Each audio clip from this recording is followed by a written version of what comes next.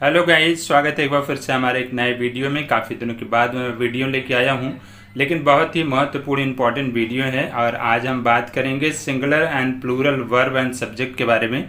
और इसमें एक इतना सुंदर सा बढ़िया सा नियम बताएंगे जिसके द्वारा आप ऐसे आने वाली जो समस्या अगर आपके फ्यूचर में आती हैं तो इसका सोल्यूशन बड़े आसानी से आप कर सकते हैं। ठीक है, आज हम बात करेंगे कभी कभी जब हमारे सामने दो सब्जेक्ट आ जाते हैं, मतलब कि रूल के हिसाब से अगर हम देखें तो कहा जा रहा है कि यदि दो एडजेक्टिव एंड से जुड़कर किसी सिंगुलर कॉमन नाउन के पहले प्रयोग होते हैं तथा इसके फर्स्ट एडजेक्टिव के पहले इंडेफिनिट आर्टिकल जैसे ए या एन का प्रयोग हो, है ना, और इससे एक ही व्यक्ति या वस्तु का अर्थ निकलता है। मतलब ऐसा अगर कहीं मिल जाता है बाय द वे, तो उससे क्या होता है कि एक ही व्यक्ति या वस्तु का बोध होता है, मतलब एक ही व्यक्ति या वस्तु माना जाता है। ठीक है ना, तो बड़ा आसानी से समझने की बात है। और इसे क्या कहा जाएगा, सिंगुलर कहा जाता है तथा इसके साथ जो है सिंगुलर वर्ब का प्रयोग होता है। ठीक है, बहुत आसान है, लेकिन एक पॉइंट और आपको याद रखने की जरूरत है। क्या है वो पॉइंट, यहाँ पे है, यह एक नोट टाइप में समझ लीजिए। नोट में क्या कहा जा रहा है कि लेकिन दो एडजेक्टिव एंड से जुड़कर किसी सिंगुलर काउन नाउन के पहले प्रयोग किए जाए तथा प्रत्येक एडजेक्टिव के पहले इंडेफिनिट आर्टिकल ए या एन का प्रयोग हो तो अलग, और इससे क्या होता है, तो इससे जो है दो अलग अलग व्यक्ति या वस्तु का बोध होता है और इसे हम क्या कहते हैं, प्लूरल मानते हैं। ठीक है भैया, जब हम इसे प्लूरल मानेंगे तो इसका मतलब इसके साथ में जो वर्ब का प्रयोग होगा वो प्लूरल वर्ब का प्रयोग होगा। ठीक है, तो ये बड़ा आसान सा एग्जाम्पल है। फिर से एक बार समझ लीजिए बात को। पहले वाले नियम में, यहाँ पे जो नियम है उसमें कहा गया, क्या कहा गया है कि बाय द वे अगर कोई दो एडजेक्टिव है ना जो सिंगुलर कॉमन नाउन के पहले प्रयोग किए गए हों और फर्स्ट एडजेक्टिव के पहले जो है क्या है, इंडेफिनिट आर्टिकल ए या एन का प्रयोग हो, तो इससे क्या होगा कि एक ही या व्यक्ति या वस्तु का जो है अर्थ निकलता है। ठीक, और उसके आगे थोड़ा सा बताया गया है कि इसे क्या माना जाएगा भाई, इसको हम सिंगुलर मानेंगे। ठीक है, और इसके साथ में सिंगुलर वर्ब का प्रयोग करेंगे। ठीक है, लेकिन यहाँ पे नोट में कुछ और बातें बताई गई हैं कि नोट में बताया गया है कि यदि दो एडजेक्टिव एंड से जुड़कर किसी सिंगुलर कॉमन नाउन के पहले प्रयोग किया जाए और प्रत्येक एडजेक्टिव, ये बहुत इंपॉर्टेंट पॉइंट है, इसको ध्यान दीजिएगा, प्रत्येक एडजेक्टिव के पहले इंडेफिनिट आर्टिकल चाहे ए हो या फिर एन का प्रयोग हो तो वह जो है उससे क्या होता है कि दो अलग अलग व्यक्ति या वस्तु का बोध होता है और इससे हम क्या मानते हैं, प्लूरल मानते हैं, और इसके साथ में प्लूरल वर्ब का प्रयोग होता है। ठीक है, बात समझ में आई।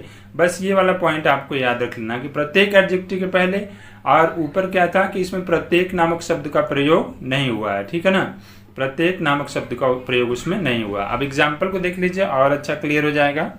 एग्जाम्पल आप यहाँ पे देखेंगे तो एग्जाम्पल में कहा गया, एक तो यहाँ पे इंग्लिश एग्जाम्पल और प्लस हिंदी का भी मैंने दिया हुआ है। तो इंग्लिश का एग्जाम्पल आप देखेंगे कि पहला है, a red and white cow was running, मतलब कि एक लाल और सफ़ेद गाय दौड़ रही थी। बात को समझिएगा ध्यान से। देखिए, जो रेड है यह एडजेक्टिव वर्ड है, वाइट जो है यह भी आपका एडजेक्टिव वर्ड है, क्योंकि नाउन जो काऊ है उसके पहले ये जो है इसकी विशेषता बता रहे हैं, रेड एंड वाइट। और रेड एंड वाइट मतलब कि रेड के पहले यहाँ एक आर्टिकल का प्रयोग किया गया है, ए, है ना, तो ए का प्रयोग हुआ है। ध्यान दीजिएगा कि दोनों जो एडजेक्टिव है इसके पहले केवल एक ही आर्टिकल का प्रयोग हुआ है ना, ध्यान दीजिएगा।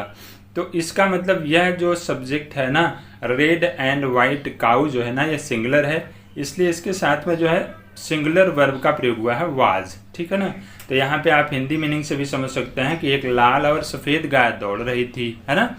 लेकिन बात करें हम दूसरे वाले नियम की, मतलब दूसरा एग्जाम्पल जो है, तो दूसरे एग्जाम्पल बिल्कुल आसान है, a red and a white cow were running. ध्यान दीजिएगा कि यहाँ पे जो रेड है और जो वाइट है, इन दोनों एडजेक्टिव पहले ए लगा हुआ है ना, यहाँ पे भी ये है और यहाँ पे भी है। तो आपको बताया गया था ना पीछे कि जब हमारा क्या रहे, दोनों जो हमारा एडजेक्टिव रहे, है ना, और दोनों एडजेक्टिव के पहले क्या होना चाहिए, दोनों एडजेक्टिव के पहले, विशेष रूप से प्रत्येक एडजेक्टिव के पहले क्या होना चाहिए, यदि हमारा जो लगा हुआ है ए एंड एन, तो इसका मतलब जो है वो क्या हो गया भाई, वो हमारा जो है प्लूरल माना जाता है, जैसा कि आपने पीछे देखा था यहाँ पे, है ना। तो प्रत्येक एडजेक्टिव के पहले अगर ए एन लगा हुआ है तो इसका मतलब उससे दो या दो से अधिक, मतलब दो प्लूरल ओवरऑल सब्जेक्ट का प्रयोग किया गया है वहाँ पे। तो यहाँ पे आपने देखा रेड, है ना, और साथ में जो है क्या है भाई, वाइट, ये रेड एंड वाइट दोनों के पहले ए का प्रयोग किया गया है ना, इसलिए इसको प्लूरल माना गया और इसके साथ प्रयोग किया गया है वर, जो प्लूरल वर्ब होता है ना।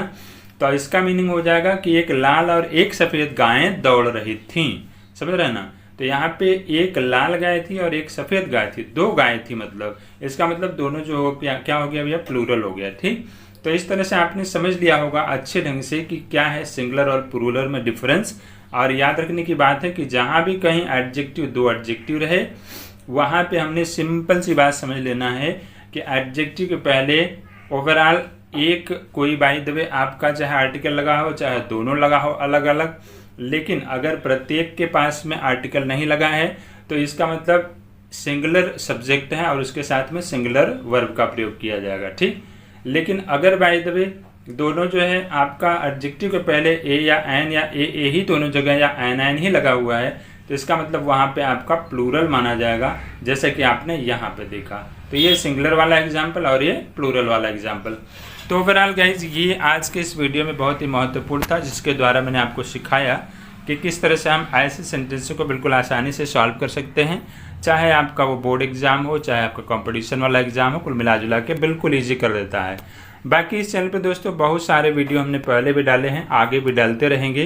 तो अभी तक आप लोग नए हैं चैनल पर सब्सक्राइब ज़रूर करें और वीडियो को लाइक भी करें, ऐसे ही हेल्पफुल वीडियो आपको आगे भी मिलती रहेंगी। तो आज के इस वीडियो को दोस्तों यहीं पे एंड करते हैं, मिलते हैं अगले वीडियो में कुछ नई चीज़ों के साथ में, जिससे और भी ज़्यादा आपकी सहायता मिल सके।